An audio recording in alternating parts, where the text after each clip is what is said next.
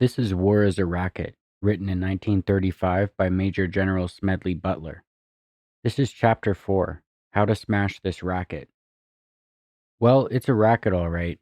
A few profit and the many pay. But there is a way to stop it. You can't end it by disarmament conferences. You can't eliminate it by peace parleys at Geneva. Well-meaning but impractical groups can't wipe it out by resolutions. It can be smashed effectively only by taking the profit out of war. The only way to smash this racket is to conscript capital and industry and labor before the nation's manhood can be conscripted. 1 month before the government can conscript the young men of the nation, it must conscript capital and industry and labor. Let the officers and the directors and the high-powered executives of our armament factories and our munitions makers and our shipbuilders and our airplane builders and the manufacturers of all the other things that provide profit in wartime, as well as the bankers and the speculators, be conscripted to get $30 a month, the same wage as the lads in the trenches get. Let the workers in these plants get the same wages. All the workers, all presidents, all executives, all directors, all managers, all bankers, yes, and all generals and all admirals and all officers and all politicians and all government office holders. Everyone in the nation be restricted to a total monthly income not to exceed that paid to the soldiers in the trenches. Let all these kings and tycoons and masters of business and all those workers in industry and all our senators and governors and majors pay half of their monthly $30 wage to their families and pay war risk insurance and buy Liberty bonds. Why shouldn't they? They aren't running any risk of being killed or of having their body mangled or their mind shattered. They aren't sleeping in muddy trenches. They aren't hungry. The soldiers are. Give capital and industry and labor 30 days to think it over, and you will find by that time there will be no war. That will smash the war racket. That and nothing else. Maybe I am a little too optimistic. Capital still has some say. So capital won't permit the taking of the profit out of war until the people, those who do the suffering and still pay the price, make up their minds that those they elect to office shall do their bidding and not that of the profiteers. Another step necessary in this fight to smash the war racket is the limited plebiscite to determine whether a war should be declared. A plebiscite not of all the voters, but merely of those who would be called upon to do the fighting and dying. There wouldn't be very much sense in having a 76-year-old president of a munitions factory, or the flat-footed head of an international banking firm, or the cross-eyed manager of a uniform manufacturing plant, all of whom see visions of tremendous profits in the event of war, voting on whether the nation should go to war or not. They never would be called upon to shoulder arms, to sleep in a trench and to be shot. Only those who would be called upon to risk their lives for their country should have the privilege of voting to determine whether the nation should go to war. There is ample precedent for restricting the voting to those affected.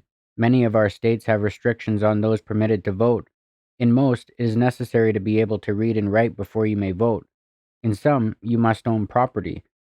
It would be a simple matter each year for the men coming of military age to register in their communities, as they did in the draft during the World War, and be examined physically.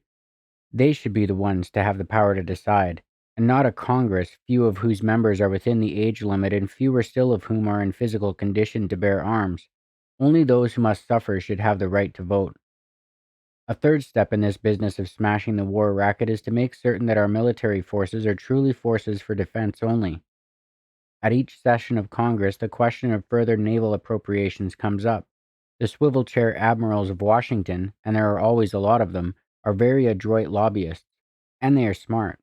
They don't shout that we need a lot of battleships to war on this nation or that nation. Oh no. First of all, they let it be known that America is menaced by a great naval power. Almost any day, these admirals will tell you, the great fleet of this supposed enemy will strike suddenly and annihilate 125 million people, just like that. Then they begin to cry for a larger navy. For what? To fight the enemy? Oh my, no. Oh no. For defense purposes only. Then, incidentally, they announce maneuvers in the Pacific. For defense. Uh-huh. The Pacific is a great big ocean. We have a tremendous coastline on the Pacific. Will the maneuvers be off the coast, 200 or 300 miles? Oh no. The maneuvers will be 2,000, yes, perhaps even 3,500 miles off the coast. The Japanese, a proud people, of course will be pleased beyond expression to see the United States fleet so close to Nippon's shores, even as pleased as would be the residents of California, where they could dimly discern through the morning mist the Japanese fleet playing at war games off Los Angeles. The ships of our Navy, it can be seen, should be specifically limited by law to within 200 miles of our coastline. Had that been the law in 1898, the Maine would have never gone to Havana Harbor.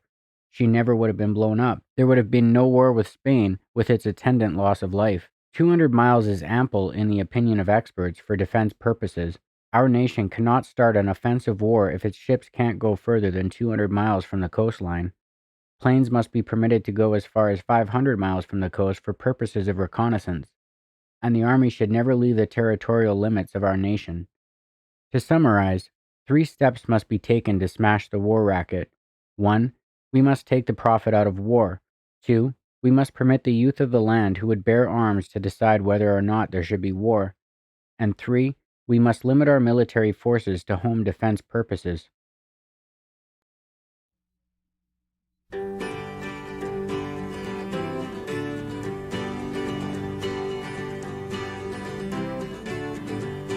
sent us off to fight this war, bring our brothers home. Now we don't want to fight no more, bring our brothers home.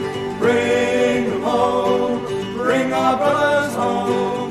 Bring them home, bring our brothers home. Dixon, you're a bloody man, bring our brothers home. To make us fight a foreign land, bring our brothers home. Bring them home, bring our brothers home.